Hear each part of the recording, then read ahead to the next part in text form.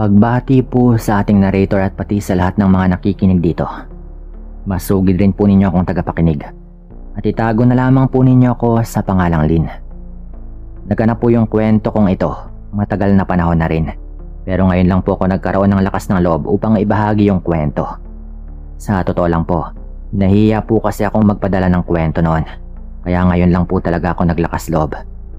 So ayun na nga po. Nung ma-promote po yung tatay ko sa kanyang trabahong pinapasukan at hindi inaasahang mabigyan ng break, ay na-assign po ito abroad na talaga namang pinapangarap nito upang mabigyan nga kami ng magandang buhay. Kakapanganak pa lang po ni nanay noon nung mga panahong yon. At dahil dalawa na lang po kaming inaasikaso ni nanay, napilitan po silang dalawa ni tatay na magdesisyon na sa Real Quezon na lang po kami tumira sa poder nila nanay upang kahit papano ay may makaagapay po siya sa pag-aalaga sa sanggol. Taga dito po kasi yung nanay ko. Kaya naman mga halos 4 na buwan pa lang po yung edad ni baby noon ay lumipat na kami doon. At doon nga kami nanirahan kina Lolo Ding at Lola Badsyang na mga magulang nga nitong si nanay. Ngunit dahil may edad na rin po yung grandparents ko at may business rin naman po silang inaasikaso noon, ay napilitan po yung nanay ko na kumuha na lamang ng kasambahay naming makakatulong sa pang-araw-araw sa sanggol. Ilang mga kaanak namin yung nag-aasikaso nung una kay baby. Pero ni isa nga sa kanila ay hindi nagtagal dahil talaga namang hindi biro yung mag-alaga ng sanggol na ilang buwan pa lamang. Isang araw habang namamalengke nga kami ni nanay sa pamilihan, ay naipakilala ng isang dati niyang kaklase si Ate Mona. Taga-kabilang bayan daw ito at bagong salta lamang sa kanilang lugar. Nangangailangan nga raw ng trabaho. Tila mga bituing nagningning nga yung parehong mga mata ni Ate Mona nung tanggapin niya yung alok na trabaho ni nanay na maging yaya ng kapatid kong tawagin po nating Diego. Mabait at napakamaasikaso naman ni Ate Mona sa totoo lang. Sa lahat nga ng mga kasambahay na aking nakilala ay may tuturing kong siya nga yung pinaka-okay sa kanilang lahat. Tila wala na yatang papantay sa kanyang pag-aasikaso, hindi lamang kay baby Diego, kundi pati na rin sa akin at kay nanay. Maganda po itong si Ate Mona, ngunit hindi ito palayos tulad ng ibang mga kaidaran niyang dalaga, na panay nga yung kolorete sa mukha at kulot pa yung mga buhok. Kung bagay probinsya look po yung datingan ni Ate Mona para sa akin. Mahabang palda at simpleng t-shirt lang din yung sinusuot nito. Isang hapon ay sinundo nga ako ni Ate Mona doon sa dati kong eskwelahang pinapasukan at hindi maganda yung senaryo niyang naabutan. Dahil bago lang kami sa lugar, binubuli nga ako noon ng mga kaeskwela kong babae. Bali 6 po sila noon kaya't hindi ko nga sila malabanan nang makita nilang hindi ako makapalag dahil sa dami nga nila. At kinuha nga nila yung ilan sa mga gamit ko tulad ng sapatos, bag pati na rin ID. At ang pinakapaborito ko ring tubigan, na regalo pa nga ng tatay ko noong nagtapos ako ng elementarya. Isang yakap na mahigpit yung natanggap ko kay Ate Mona nang makita niya akong umiiyak noon. Huwag kang mag-alala, Lynn. Magiging okay rin yung lahat. Yan po yung eksaktong sinabi nito sa akin noon bago nga niya kinapitan yung aking dalawang balikat at pinakatitigan yung aking mga mata. Tila ba may binabasa nga itong si Ate Mona sa mga mata ko. Kaya nakaramdam ako ng pagka-weirdo at talagang hindi ako komportable. Sa isang kisap lamang ng mata ay tila ba na malikmata nga ako ng ilang segundo at para bang nagmatang pusa po itong si Ate Mona. Tinitigan ko nga ito ng ilang sandali hanggang sa bigla ring bumalik sa normal yung kanyang mga mata. Matapos niyang gawin yon, agaran din naman siyang humingi ng paumanhin sa akin noon at muli na nga akong pinatahan sa pag-iyak. Kinagabihan bago nga ako matulog, iyak pa rin ako ng iyak noon. Hindi rin kasi namin ito sinabi kay nanay dahil alam ko na makakadagdag pa nga ako sa mga isipin niya at problema. Ngunit tila gumaan yung mabigat sa aking dibdib nang sabihin ni Ate Mona na magiging okay rin daw yung lahat. Napakalumanay po kasi ng boses nito nung sinabi niya yon at kinantahan pa nga niya ako noon bago matulog. Kinaumagahan ay ganoon na lamang yung aking tuwa nang makita ko yung mga gamit kong nawawala. Ultimo nga ID na tinapon na nga sa basurahan ng mga kaeskwela ko ay naroon din. Nung masilayan ko rin yung tubigan ko ay muli nga akong napaiyak dahil hindi ko talaga inaasahan na mababawi ko pa yon sa mga kumuha sa akin. Habang umiiyak ako noon ay napatingin nga ako kay Ate Mona na malaki rin yung ngiti sa akin. Napakunot naman yung akin noon nang makita kong may maliit na sugat si ate sa gilid ng kanyang noo na para bang nahiwa. Kaya naman lumapit nga ako dito upang tanungin kung paano nga ba yun, ngunit tila may kahulugan nga yung kanyang mga naging sagot sa akin noon. Wala ito, konting gasgas lang yan kapalit ng yung ngiti. Sampit pa nga po nito.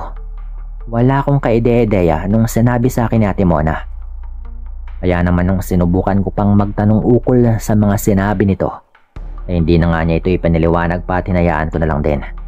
3 araw makaraan na mabawi ko yung mga gamit ko, ay bali-balita sa eskwelahan namin noon ang tungkol sa ilang mga estudyante na tila ba hindi pumapasok na labis na pinagtataka ng kani-kanilang mga guro. Kaya naman nung makarating nga sa akin yung balita tungkol dito, napag-alaman ko nga po noon na yung mga estudyanteng ito ay yung mga nangbubuli rin po sa akin. Ayon naman sa isa sa mga magulang ng mga bata, noong nakaraang gabi daw nung tulog na nga sila, ay may kung ano raw silang narinig na kumalabog mula sa kanilang bubungan. Hindi naman po ito inintindi nilang mag-asawa dahil sa pag-aakala raw naligaw na hayop lamang yon dahil mapuno nga yung kanilang lugar. Pero nung marinig nga nilang sumisigaw yung kanilang anak na babae, doon pa lang daw sila na alerto. Pagpasok nga nila sa kwarto ay wala silang naabutan kundi yung nakasalampak at umiyak nilang anak. Habang bukas na bukas daw yung malaki nitong bintana. Talagang grabe daw yung iyak ng anak nila noon. Noong una daw ay ilang araw talagang hindi makausap yung bata. Dahil grabe raw yung takot nito. Kaya sinubukan daw nila itong ipatawas at doon daw ay lumabas sa tawas na may kinuhang gamit yung bata na binawi ng isang nilalang ng dilim.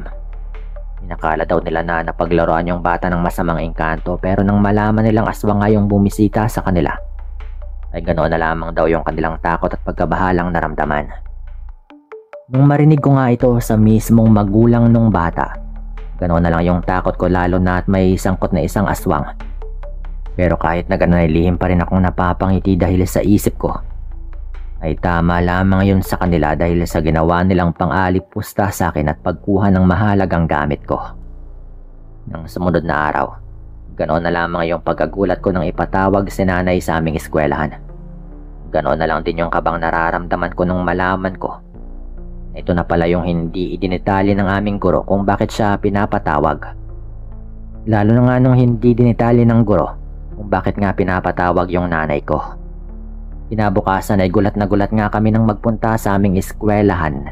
Ang mga batang nang bully sa akin kasama yung kanilang mga magulang. Humihingi sila ng tawad kay nanay at lalong-lalo na sa akin. Nagsipag-ayakan pa nga yung ilan sa mga ito dahil hindi daw sila makatulog ng maayos kapag gabi dahil ginagambala raw sila ng isang nilalang na malahalimaw yung itsura. Marahil ay yun daw yung sinasabing aswang nung ipinatawas. Gulat na gulat naman yung nanay ko dahil sa mga bagay na yon. At doon lang po niya nalaman, kaya naman wala akong magawa noon kundi patawarin yung mga kaeskwela ko. Kahit na parang ayaw ko pa rin sana. Pero dahil sa pagkausap nga at pagpapaliwanag sa akin ni nanay ng mga dapat na gawin at hindi dapat, ay napakawalan ko din yung galit na yon at tuluyan ko na silang pinatawad. Bago pa kami lumabas ng opisina ng principal. Isang araw noon, galit na umuwi yung nanay ko sa bahay. Talagang masama po yung kanyang loob sa kung anong bagay. Nung mapansin naman po ito ni Ate Mona na naghahanda na nga ng makakain namin noon, agaran po niyang pinuntahan si nanay noon kung bakit nga siya nagkaganon. Ayon sa aking narinig, nalaman daw ni nanay na ginagawan nga siya ng kwento ng isang kapitbahay namin noon tungkol sa pagbubulsa raw nito ng pera. Siya nga pala, nung mga panahon po kasing ito, ay nagsisilbi po si nanay sa kapilya ng aming baryo.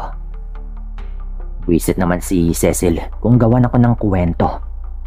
Akala mo may basihan. Hindi porket nakikita nilang marami tayong naipupundar na mga gamit at kahit papano'y nakakaipon, ay galing na yun sa masama. Hindi ba nila alam na maganda yung trabaho ng asawa ko? At kailangan pa ngang pumunta sa abroad para magawa yun. Mangyak-ngyak na saad pa ng nanay ko noon kay Ate Mona.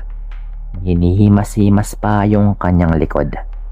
Kitang-kita ko nga yung pagiging mabuti ni Ate Mona kay nanay dahil pinayuhan niya ito ng ilang mga bagay na makapagpapakalma kay nanay. Na noon ay talagang galit na galit. Huwag kang mag-alala ate. May kalalagyan rin niyang si Cecil.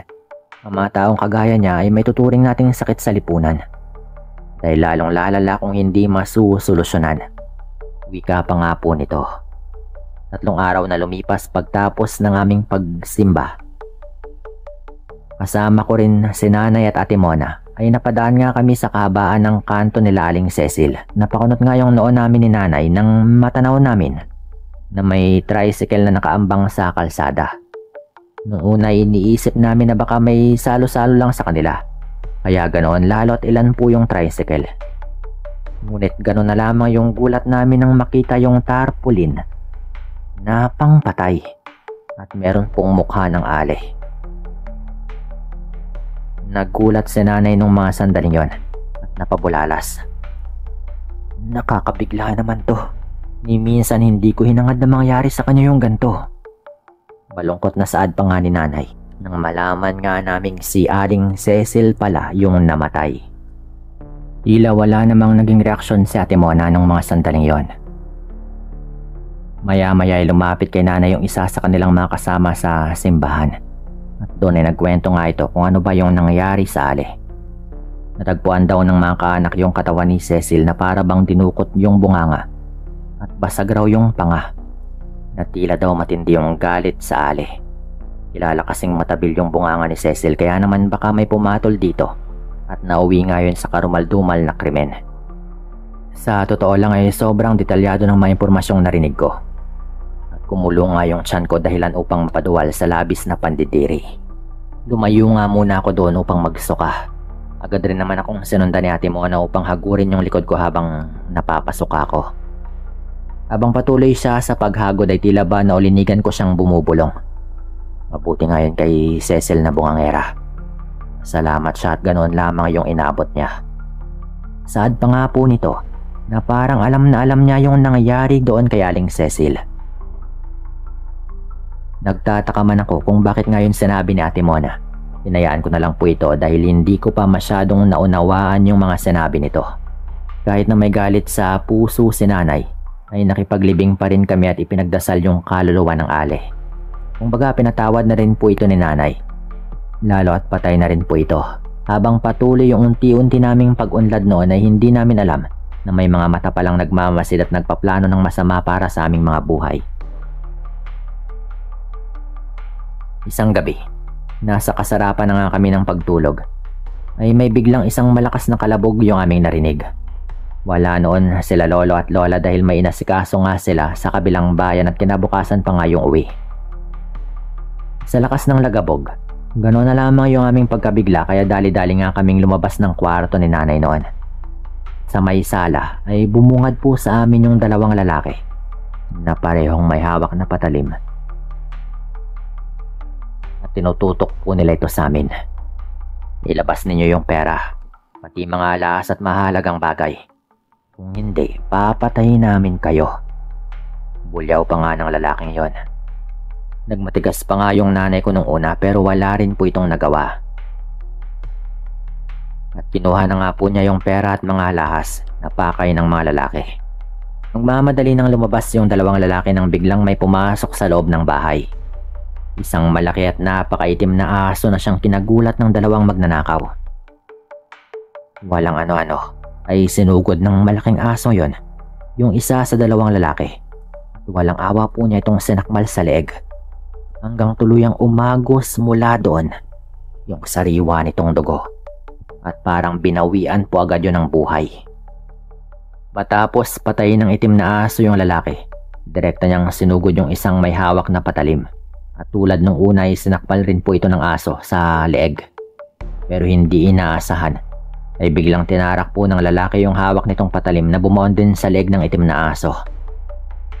At tawa-tawa pa po yung lalaki noon habang unti-unting nalalagutan ng hininga. Pagbitaw ng malaking aso, ay nagtangka po itong lumapit sa amin ni nanay na siyang ikinatakot naman namin.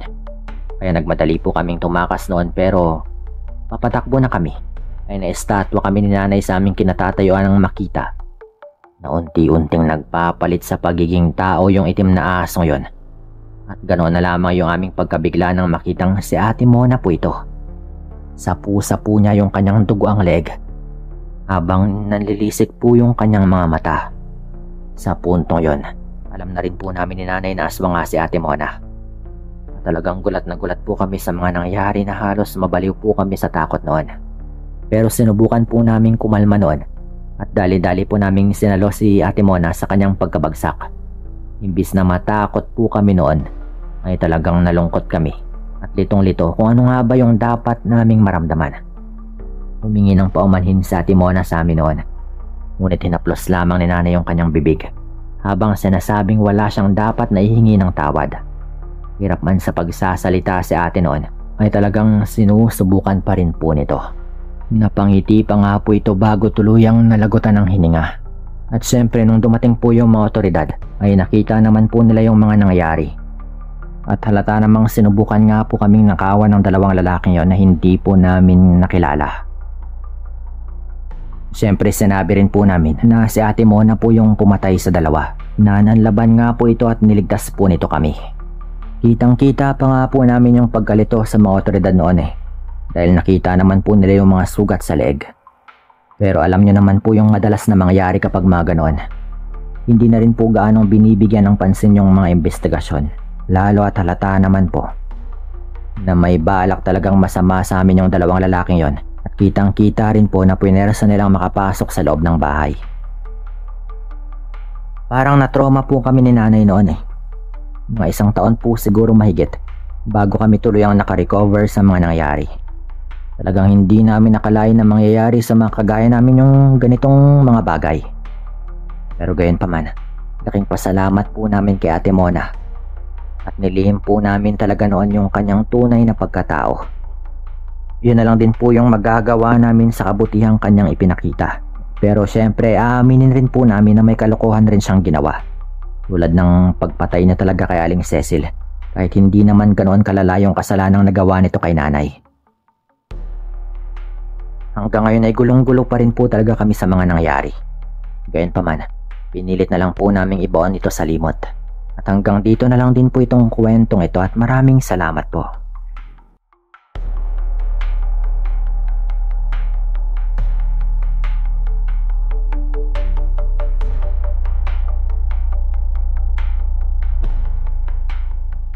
Mapagpalang araw sa inyong lahat. Masugid po ninyo akong tagapakinig. At itago na lang din po ninyo ako sa pangalang Para, taga Zamboanga. Nangyari sa akin yung kwentong ito noong taong 2009. Nung nasa kolehiyo nga ako at napilitan nga ako noong magtrabaho ng panandalian sa isang maliit at hindi masyadong kilala ngunit pribadong ospital sa aming lugar. Hindi ko na lang po papangalanan para na rin sa kanilang reputasyon. Nasa abroad po yung nanay ko sa Dubai. At sa kasamaang palad ay naaksidente po ito matapos may tulak ng isang katrabaho sa hagdan. Na siyang naging dahilan kung bakit nagtamo nga ito ng bali sa kanyang likod. Sa pagkakatanda ko ay graduating na po ako sa kolehiyo noon. At hindi nga ako maaaring huminto sa pag-aaral dahil matagal ko nang pangarap yung pagiging isang nurse. Kaya naman kapag libre po yung oras ko noon, ay namamasukan ako doon upang maging nurse aide o midwife's aide. Malit lang po yung kita pero magagamit ko naman yung pera ngayon sa aking pag-aaral at panggastos na rin sa pang-araw-araw. Yung pinsan kong full-time doon sa ospital na yon, yung nagpasok sa akin kaya naman pinagbubuti ko dahil ayaw kong masira nga yung maganda niyang reputasyon sa ospital na yon. Bale, shifting po yung duty namin. Kung minsan ay on-call rin lang po ako doon. Kaya naman maluwag at mainam nga yung schedule na yon para sa akin. Sa ospital po na ito ay may isang kilalang kumadrona.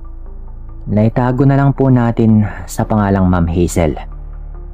Sa lahat po ng mga kumadrona na naroon, ay siya na nga po yata yung pinakakilala at sikat dahil sa dami po niyang napaanak sa iba't ibang lying-in at mga ospital na malalaki rin doon sa amin. Kaya naman halos bukang bibig nga po yung pangalan niya ng mga katrabaho namin noon. Maging yung pinsan ko ay bilib na bilib po dito. Bagamat liblib nga at hindi masyadong puntahin ng mga tao yung ospital na ito, ay dito pa rin po napili ng sikat na kumadronang ito na maglingkod. Mula nga sa mga serbidor hanggang sa mga sikyo at ilang tendero o tendera ay napag-uusapan nga yung kanyang pangalan noon. Kaya naman tumatak nga sa isipan ko yung kumadrona kahit hindi ko pa nga siya nakikita o nakakasalamuha. Ewan ko ba pero bilib na bilib po ako dito nung mga panahong yon. Dahil na rin siguro sa magaling nga siya sa kanyang propesyon. Kaya naman nang minsan nga po kung mapaduty sa gabi ay nakatagpo ko na nga rin po sa wakas yung kilalang kumadrona. Maliit na babae lang po pala itong si Ma'am Hazel. Maputi po ito at maganda. Bagay na bagay sa kanya yung maliit niyang mukha na maamo at palangiti. Magaling rin po siyang makisama sa kung sino man. Pati na rin sa aming mga part-timer ay hindi na iba para sa kanya. Natatandaan kong naikwento sa akin ng pinsan ko na medyo bata pa rin naman daw ito dahil wala pang araw itong 50. At sa tagal ng araw niyang nagtatrabaho doon ay wala pa siyang nababalitaan na nagkaroon nga ito ng nobyo o kasintahan. Bagay na hindi ko naman pinaniwalaan. Sa ganun kagandang babae, wala man lang nagtangkang manligaw o magparamdam? Tanong ko pa nga po noon kay Kuya Dom, yung pinsan ko. Pero dali-dali po akong tinawag ni Ma'am Hazel noon at pinalapit sa kanya. Tinanong niya yung pangalan ko at kinamusta po ako kung ano nga ba yung karanasan ko sa ospital na yon, kung kamusta naman ba. Habang nagkukwentuhan nga kami, ay biglang may ipinasok na isang batang babae sa emergency room. Bali po yung binti nito at braso, matapos daw po itong mahulog sa ikatlong palapag ng bahay. Nang silipin ko nga yung bata, ganoon na lamang yung awa ko matapos kong makita yung nakausli nitong buto sa kanyang braso. Putlang-putla po ito marahil dahil na rin sa sakit na kanyang tinitiis. Si Ma'am Hazel na muna yung umalalay sa batang babae noon habang wala pa nga yung doktor na mag-aasikaso dito. Inalalayan ko naman po yung mga magulang ng bata noon. Para nga sa pag-aasikaso sa mga record sa ospital. Matapos po yun, ay meron po ulit na pinasok sa emergency room na isa namang buntis. Pumutok na po yung panubigan ng babaeng yon at medyo maselan po yung kanyang kalagayan dahil ito pala yung unang pagkakataon niyang manganak. Nagmadali akong puntahan yung quarters na pinagdalhan sa batang nabalian. Dahil sa dire-diretsyo nga akong pumasok sa loob, nakita ko nga yung bata na walang malay noon at mukhang nagpapahinga. Hawakan ko na nga sana yung balikat ni Ma'am Hazel upang tawagin ito. Pero halos panawan nga ako lang ulirat nang makita ko na may tila kung anong ginagawa ito sa binti ng bata. Halos panawan nga ako ng ulirat nang makita ko yung mabalahibong kamay ng kumadrona na may matatalas rin ako ko na para bang hindi talaga ito normal. Sinubukan kong kusutin yung mga mata ko noon, ngunit walang nagbago sa aking mga nakikita. Dahan-dahan akong napapatras noon at habang ginagawa ko yon ay hindi ko sinasadyang matabig yung isang gamit dahilan upang makagawa nga ako ng ingay noon. Nang marinig ni Ma'am Hazel yung ingay na yon ay tumigil po ito sa kanyang ginagawa. Dahan-dahan siyang humarap. Nangagara naman po kong tumakbo palabas ng quarters dahil sa ayaw ko pong makita yung itsura nito. Bagamat hindi nga ako sigurado kung nakakatakot ba yung kanyang mukha, minabuti ko nang hindi ito malaman. Sa labas ng quarters ay doon pa lang po ako nakahinga ng maluwag. Sa muli kong pagharap ay halos matumbang ako sa aking kinatatayuan nang bumungad sa akin yung magandang mukha ni Ma'am Hazel na nakangiti. Kanina ka pa ba dyan? Saad pa nga po nito habang matulis na nakatingin sa akin. Kakarating ko lang po ma'am at meron na rin po tayong pasyente doon. Nanginginig ko pang saad noon kay Ma'am Hazel na pilit ko lamang tinatago. Wala ka bang nakita o napansin sa loob? Muli pa po nitong tanong. Naku ma'am, wala po. Pasok pa nga lang po ako nang mabungaran ko po kayo eh. Muli ko namang saad.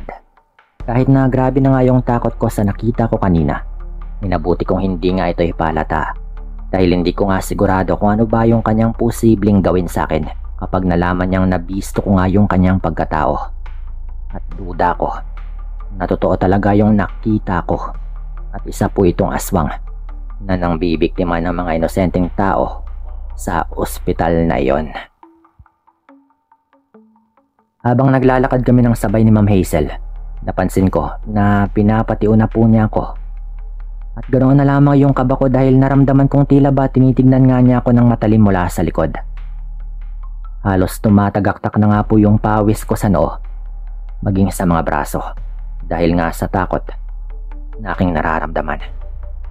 Habang naroon na nga kami at nagpapaanak na nga itong si Ma'am Hazel, ay samot-saring mga bagay yung pumapasok sa isip ko tungkol dito.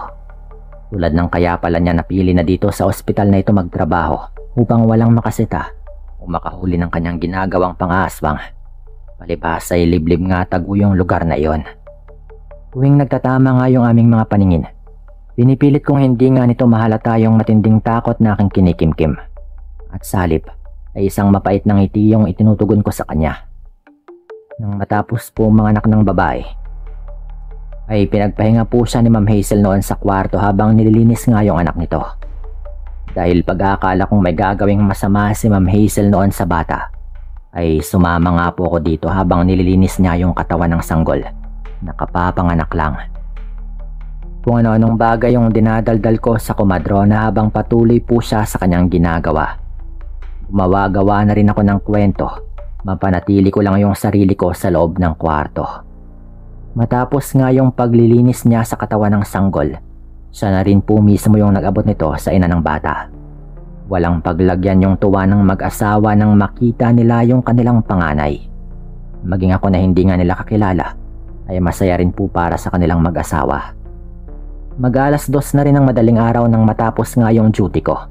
At nagmamadali na nga akong umuwi noon dahil midterm namin kinabukasan. At kinakailangan ko pa po na kahit papano ay mag-review ulit pag-uwi ng bahay.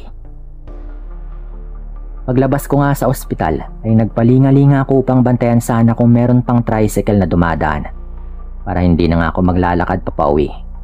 Pero halos mag-15 minutos na nga rin po ako doon ay wala pa rin akong napapansin na anumang masasakyan na dumadaan. Kaya naman nagpa siya nga akong maglakad. Maliwanag naman po noon yung kalsada dahil sa mga poste ng ilaw sa paligid ng ospital. Habang naglalakad ako ay napansin ko na sa susunod na poste ng ilaw ay nagpapatay sindi po ito na para bang may problema. Hindi ko pinansin yon at nagdire-diretso lamang ako sa paglalakad. Nang malapit na nga ako sa poste ay bigla kong napahinto nang makita ko yung isang pamilyar na mukha. Pinakatitigan ko nga po ito at gano'n na lang yung takot ko at pagtataka kung ano nga bang ginagawa doon ni Ma'am Hazel. Ilang pagkakataon ko siyang tinawag pero wala po siyang naging reaksyon at nakatitig lamang siya ng matalim sa akin noon. Sa puntong yun ay nakaramdam na nga ako ng matinding takot at pangamba sa kung ano nga ba yung binabalak ng aswang na komadrona. Sisigawan ko na nga sana si Ma'am, ngunit biglang namatay po yung ilaw ng poste. Halos isang kisap lamang ay bumalik na rin po yung liwanag doon ngunit hindi na nga po makita si Ma'am Hazel. Wala na po ito. At paglingon ko sa may gilid ay may isang babaeng makapal yung balahibo sa buong katawan. At sabog na sabog yung buhok na para bang nakipagsabong kung kanino. Purong itim po yung mga mata nito at walang humpay sa pagtulo yung malapot nitong laway galing sa kanyang bungangang talagang maluwag. Bigla po niyang tinaas yung kamay nito at itinuro ako na para bang pinagbabantaan po niya ako ng masama. Sa muling pagpatay ng ilaw ay dito na nga po ako nilukob ng matinding takot at pangamba. Kaya naman nung bumukas po yung ilaw at tatakbo na nga sana ako ay biglang may kung sinong kumapit naman sa balikat ko. Sa pagkakataong yon, muntik na akong mamatay nang makita ko yung malahalimaw na mukha ni Ma'am Hazel. Sinubukan po nito akong kalmutin, pero tinulak ko nga siya gamit yung aking malaking medical bag. Nahirapan ako nung una na itulak ito, pero nang makakuha nga ako ng buwelo ay buong lakas ko nga siyang itinulak hanggang sa makagawa nga ako ng espasyo sa gitna naming dalawa at agaran po kong makatakbo. Walang lingon-lingon ay buong bilis po akong nagtatatakbo papunta sa pinakamalapit na istasyon ng pulis. Wala akong pakialam noon kung maganda punit-punit na nga rin po yung palda ko at mahubad yung sapatos ko. Basta't mabilis lang po akong tumatakbo sa lugar na yon. Rinig na rinig ko po yung malalim na paghingal ng aswang noon mula sa aking likuran. Kaya naman lalo kong binilisan yung aking pagtakbo. Nang may dumaan nga na tricycle noon, Agaran ko po yung sinubukang parahan. Subalit hindi po niya ako pinasakay dahil papagarahin na raw yung tricycle driver na ito.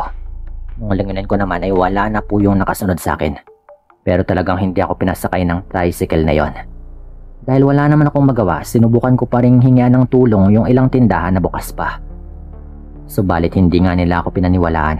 Bagkus ay kinutsyapa nga po nila ako na baka nasisiraan na raw ako ng bait. Lalo nga akong nataranta nang marinig ko yung atungal ng aswang sa hindi kalayuan. Kaya naman nagtatatakbo na nga po ako noon at baka abutan pa ako nito. Nararamdaman ko na malapit na nga po kong abutan ng aswang na yon nang masalubong ko naman yung dalawang pulis na naglalakad at nagpapatrolya sa kalsada. Agaran po ako noong tumakbo papunta sa kanila. Hinintuan ko sila upang sabihin yung aking sitwasyon. Pero tulad nga ng mga taong una kong nahinga ng tulong, hindi po nila ako pinaniwalaan. Pero naggulat po ako noon nang sa paglingon ko ay nakita ko pong sa isang puno ay nakatungtong po doon yung nilalang. Kaya't walang pagdadalawang isip ko pong itinuro yon sa mga pulis. At nang makita po nilang dalawa mismo yung nilalang, na noon ay nagbabaga po yung mga mata sa dilim, ay dali-dali po nila itong pinaputukan. Pero syempre, tumakas na rin po yung aswang kaya't pinilit po nila itong habulin. Hanggang sa mawala na nga po ito sa kanilang paningin. Maging sila noon ay hindi makapaniwala. At humingi nga sila ng pasensya noon dahil hindi raw sila agad naniwala sa mga pinagsasabi ko. Sinamahan po nila ako noon. At pag-uwi ko ng bahay, ikwinento ko yung lahat kay Kuya Dom. Kasama na rin po noon yung dalawang pulis na naghatid sa akin. Hindi na ako bumalik sa duty noon sa ospital na yon. Sa takot na baka muli nga akong balikan ni Ma'am Hazel na isa palang aswang. Pero mula rin po ng araw na yon ay hindi na rin pala bumalik si Ma'am at hindi na muling nagpakita kanino man. Yung mga gamit daw niyang naroon ay pinasunog ng direktor ng palihim upang wala na nga siyang mabalikan pa. Nakarating na rin daw po kasi sa kanila yung mga nangyayari noon dahil sinumbungan ni Kuya Dom. Ayon pa kay Kuya, ay nakita pa raw sa gamit ni Ma'am Hazel yung samot-saring mga botelya na may lamang mababahong likido. Pinaniwalaan daw nila ito na mga lanang pinapahid ni Ma'am Hazel bago nga siya magpalit ng anyo bilang isang aswang. Para daw kasi yung langis na may kakaibang amoy. Ni minsan po noon ayon kay Kuya Dom ay hindi na nga talaga nagpakita pa doon si Ma'am Hazel. Walang may alam kung ano ba talagang nangyayari dito at kung saan na nga ba ito nagpunta. Kaya alam na nga po namin na baka umiiwas na ito at baka lumipat na nga ng lugar. Hindi ko na alam kung ano bang nangyayari sa kanya. Gayunpaman, nag-iwan po siya ng isang karanasang kailanman ay hindi ko talaga makakalimutan. Hanggang dito na lang din po ito at maraming salamat.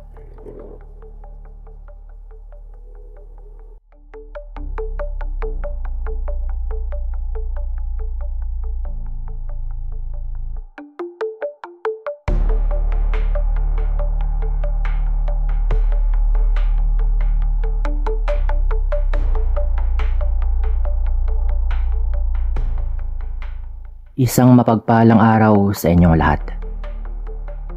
Tawagin niyo po akong Max at kasalukuyang nakatira ko dito sa Quezon City. Kasama yung aking mag-ina. Taga dito po kasi yung asawa kong tawagin nating Dina. 1998, Tubong Batangas po talaga yung aking mga magulang. At doon na rin po kami pinanganak ng mga kapatid ko na tawagin nating Benny at Andrew. Hanggang sa magkaisip nga kami at mag-aral. Mula sa syudad ay napilitan kaming umuwi noon at manirahan sa isa sa mga pamanang bahay ni Lola. Bilang yung tatay ko nga yung nag-iisang anak nito at tagapagmana rin ng lahat ng mga naiwan nito. Palaki pa rin po nito yung ilang maliliit na lupa na taniman ng mga gulay. Paniguradong mapapakinabangan nga naming mag-anak. Noong unang dating namin sa lugar na yon ay napansin na nga namin na tila walang bahay na malapit sa lugar. Kundi wala man lang kaming nakita na kahit kubo man lang na malapit talaga sa amin. Talagang nag-iisa lamang yung bahay na yon sa parting yon ng lugar. Nang makarating nga kami sa bahay ni Lola ay nakaramdam nga kaming magkapatid ng kakaiba. Hindi namin maipaliwanag. Pero hindi naman yon binigyan ng importansya. At inisip na lang namin kaya ganon ay dahil hindi nga kami sanay sa liblib na lugar. Kupas na nga rin yung kulay ng bahay na yon at halata namang napabayaan na nga ng matagal na panahon. Ngunit kung hindi nga ito kaayaya sa labas ay kabaliktaran naman yung nasa loob. Dahil maayos pa po yung nasa loob. Sa katunayan pa nga, ay nakatakip ng mga kumot at malalapad na mga puting tela yung mga muebles sa bahay upang hindi kapitan ng mga alikabok o kaya pamahayan ng mga insekto na maaaring makasira dito. Dahil sa anong oras na nga kami dumating sa bahay, inabuti na lang po naming mag-anak na matulog at ipagpabukas na lang yung paglilinis at pag-ayos. Hindi ko alam yung magiging pakiramdam ko nang magkaroon ako ng sariling kwarto. Sa bahay kasi namin dati sa syudad ay magkakasama po kaming magkapatid sa isang kwarto. Pasado 11:00 na nga ng gabi habang natutulog ako sa kwarto kung maalikabok pa, ay ginising ako ng kung anong pakiramdam. Kagaya nga ito sa pakiramdam ko kanina nang dumating kami. Para bang may kung sinong nakatingin mula sa kung saan. Kaya naman pabigla nga akong balikwas noon ng tayo mula sa pagkakahiga nang makarinig ako ng tila malalim na paghinga sa hindi kalayuan. Agaran nga akong napalingon noon sa bintanang nakabukas. Napakunot naman ako ng aking noo sa pagtataka kung paano nga ba nangyari yon sa pagkakatanda ko. Ilang ulit ko pang chinek kung nakasara ba yon. Naguguluhan man sa mga nagaganap ay nagdali-dali na lang ako sa paglapit sa bintana upang isara ito. Nang sa gayon ay hindi na nga pumasok pa yung malamig na hangin. Nang isasara ko na nga yung bintana, ganoon na lamang yung gulat ko nang makakita ko ng isang malaking ibon sa may labas na nakadapo sa matabang puno ng mangga sa harapan lang din ng bahay. Nung una inakala kong walang laman yon, pero nung pagkatitigan ko ay nagmulat nga ito ng mata at humuni ng makailang ulit. Lalo pa akong natakot nang makita ko yung mapupulang mga mata ng nilalang habang pinapagaspas yung kanyang malapad na mga pakpak. Napayuko na lamang ako sa takot nang makita ko na tila lumingon sa akin yung ibon. Habang nakayuko at takot na takot ay pinilit kong tumayo nang marinig kong tila tumigil na nga sa paghuni yung ibon.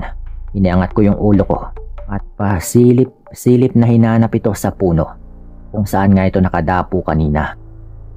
At para bang naibsan yung takot na nararamdaman ko nang mapansin kong wala na nga doon yung ibon. Kaya naman nagdali-dali na nga ako upang isara yung bintana sa kwarto. Bago ko tuluyang maisara yung bintana ay biglang pumutak yung ibon sa harapan ng ubod ng lakas sa harapan ko mismo, dahilan para matumba nga ako sa pagkabigla. At halos mawalan nga po ako ng malay noon, pero agara naman po yung umalis, kaya pinilit ko na lang na makatulog.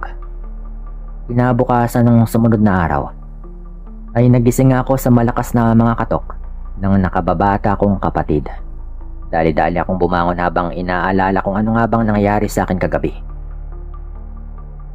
"Kuya, almusal na raw," sabi ni nanay at tatay, "halika na."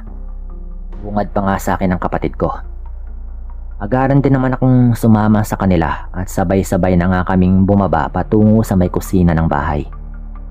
Habang kumakain kami nila nanay at tatay, ay ganoon na lamang yung gulat ko nang marinig yung kwento ni Benny. "Nay, kagabi po, may nakita po akong weirdong matandang babae sa may labas ng bahay. Sinubukan ko pa nga pong tanungin mula sa kwarto ko pero hindi po ito sumagot. Bagkus ay nakatitig lang po ito sa akin at hindi kumikibo. Lumabas pa nga po ako ng bahay upang kausapin yung matanda Ngunit wala na rin po ito paglabas ko ng bahay. At sa halip, isang maitim na ibong panggabi na lamang yung naabutan ko doon. Saad pa nga po niya kay nanay na nagsisimula na ring mag-alala. Sino kaya yung matandang yon? Bakit dis oras na nga siya ng gabi ay nagpunta pa dito? Wika naman ng tatay ko. Baka naman matalik na kaibigan ng nanay nung nabubuhay pa ito. Ninais lang na bumisita. Pasubali naman ni nanay. Nang marinig ko nga yung sinabi ng kapatid kong malaking ibon, doon nga bumalik sa akin yung takot na aking naranasan kagabi nung makasalamuha ko nga yung itim na ibon.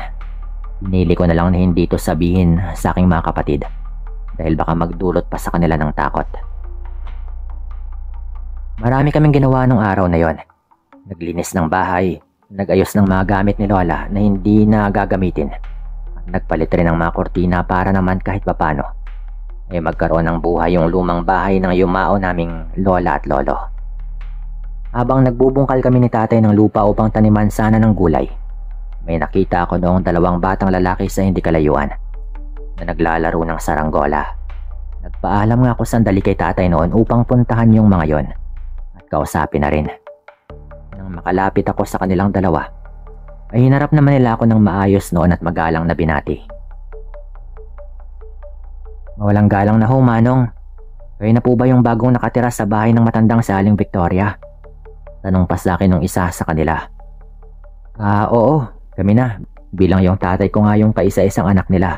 At minana nga namin yung bahay niya at mga ari-arian. Saad ko naman po sa kanila. Ganun po ba?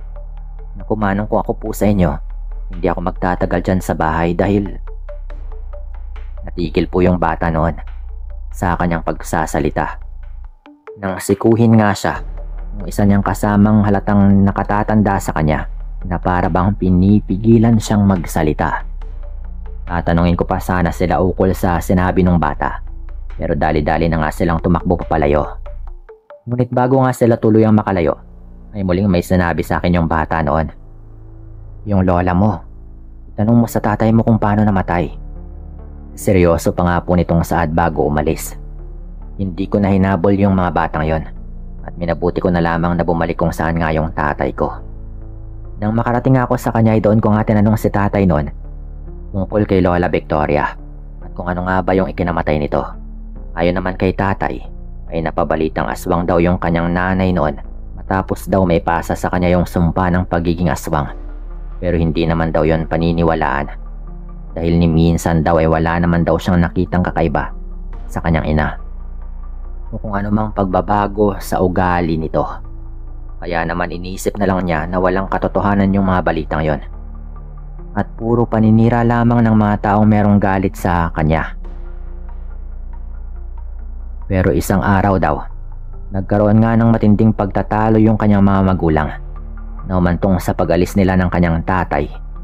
Doon na nga sila nanirahan sa Maynila hanggang lumipas yung mga panahon.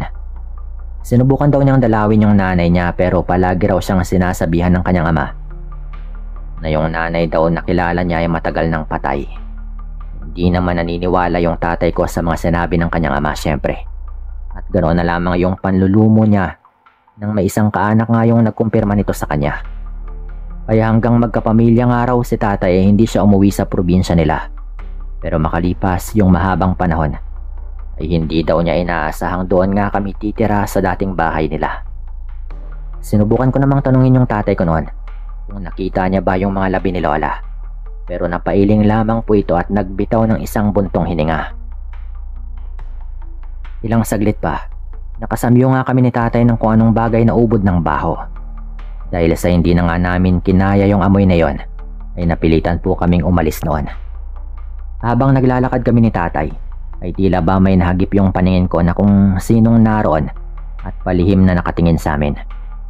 Lalapitan ko pa nga sana yung pwesto kung saan ko nga naaninag yung kung sino nang muli naman akong tawagin ni tatay. Pinapunan nung araw na yon, nakita ko muli yung 2 bata na naglalaro. Dali-dali nga akong lumapit sa kanila upang makipagkwentuhan sana. Boy, sabi ng tatay ko, matagal na raw napatay si Lola Victoria at kinumpirma daw ito ng kanyang mga kaanak. Saad ko pa nga sa batang nag-aayos ng tsinelas. Sandaling nagpalingalinga sa paligid yung batang lalaki bago nga ito dumikit sa akin. Manong, hindi totoong namatay yung lola mo. Saad pa nga po nito. Siguro naman, narinig mo na rin sa tatay mo na nagkaroon ng mga usapan na aswang yung lola mo. Hindi yun gawa-gawa lang. Dahil totoo yung tungkol doon. Isa pa, namatay naman talaga yung lola mo pero hindi nga siya nanatiling patay dahil wala siyang napasahan o sumalo sa kanyang pagkaswang. Yung alam namin, nalagutan na ito ng hiningay pero muling nabuhay. Hindi ba kayo nagtataka kung bakit wala ni isang bahay yung malapit dito sa inyo? dahil gabi-gabing namiminsala sa lugar yung lola mong amaranhig. Sampit pa po ng bata noon. Nang marinig ko yung sinabi sa akin ng bata, ay ganoon na lamang yung takot ko. Pinaliwanag pa sa akin ng batang tawagin nating Kaloy kung ano nga ba yung amaranhig. At ganoon na lamang yung sinda ko nang malaman ko na malamang yung ibon umano ay baka alaga rin daw niya bago pa ito naging amaranhig. Dahil aswang na raw siya bago pa yon. Umalis na rin po sila pagkatapos naming magkwentuhan ng ganon. Nung natapos na rin kaming kumain ng hapunan ng gabing yon, ay literal na hindi mawala sa isip ko yung mga sinabi sa akin ni Kaloy. Kaya naman buong magdamag nga akong gising sa kwarto ko at nakatulala lang sa bintana. At nang medyo inaantok na nga ako, ay namataan ko namang lumabas ng bahay yung kapatid kong si Benny. Hindi ko siya nakita kung saan dumaan, pero dahil sa pag-aalala, ay dahan-dahan din akong lumabas ng bahay upang sundan ito. Natatanaw kong naglalakad si Benny na parang merong sinusundan. Kaya naman nung makahabol na nga ako sa kanya, agaran kong kinapitan yung braso nito at tinanong ko kung saan ba ito pupunta. Dahil nagulat nga ito, ay napasigaw pa nga siya ng bahagya bago humarap sa akin. Nung tanungin ko kung sino nga ba yung kanyang sinusundan, agaran po niyang tinuro sa akin yung matandang babae noon. Yung matindi pa, tumingin po ito sa amin at parang inaaya po nito kaming sumama sa kanya. Parang may kung ano ring hipnotismo na bumalot sa amin noon ng kapatid ko. Kaya naman kusang gumalaw yung mga tuhod namin noon at naglakad papalapit sa matanda. Halos panawan nga ako ng ulirat nang makita rin namin ni Benny nang malapitan yung mukha ng matanda. Para po yung naagnas na hindi ko rin maintindihan. Talagang may amoy po siyang kakaiba na parang masusuka na nga po ako noon. Yung matindi pa, lumapit po ito sa amin at dali-dali po kami nitong sinakal. Dito ay nagsimula na po akong matakot ng todo. Yun bang natauhan na po ako at parang nawala na nga yung hipnotismong kanyang ginawa. Lalo na nga nung inilabas niya yung kanyang mahahabang ngipin na malamang ay ipang sasakmal sana sa amin. Pero sumigaw pa po ako ng sumigaw noon. Lola Victoria! Lola Victoria! Ilang ulit ko pang sinigaw yon. Hanggang laking gulat nga namin dahil lumuwag po yung pagkakahawak niya sa aming mga leg. Hanggang sa tuluyan na nga po niya kaming binitawan na parang bigla po itong natauhan. Kitang-kita ko na napatras nga ng ilang hakbang yung matandang amaranhig bago pinakasipat yung aking mukha at tila ba nakilala po ako nito. Magkamukha po kasi kami ng tatay ko. Kaya naman maaaring nakilala po ako ng lola namin kaya ganoon. O baka natauhan na rin po siya dahil kanina ay parang wala talaga ito sa kanyang sarili. Matapos po nito akong pagkatitigan, umatungal po ito ng ubod ng lakas bago nga po tumakbo papalis.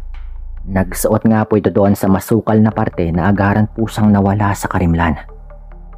Grabe po yung panginginig namin ni Benny noon at hindi na po kami nagdalawang isip na tumakbo pabalik sa bahay. Pero yung matindi pa po noon, ilang ulit po naming sinabi yun kay tatay. Makailang ulit po talaga. Kinukumbinsi namin itong totoo nga yung aming mga naranasan at mga sinasabi sa kanya. Pero hindi po niya kami pinaniwalaan. Sinabi po nito na baka imahinasyon lamang yung nakita namin at baka gumagawa lamang kami ng kwento. Sinabi pa nga po namin noon na sana ay siya nga po mismo yung makakita. At kinumbinsi po namin ito na kung ayaw niya kaming paniwalaan, ay samahan na lang po niya kaming magbantay gabi-gabi. Ilang gabi nga po kaming nagbantay noon. Pero kahit anong gawin naming paghihintay, hindi na po yung nagpakita pang muli.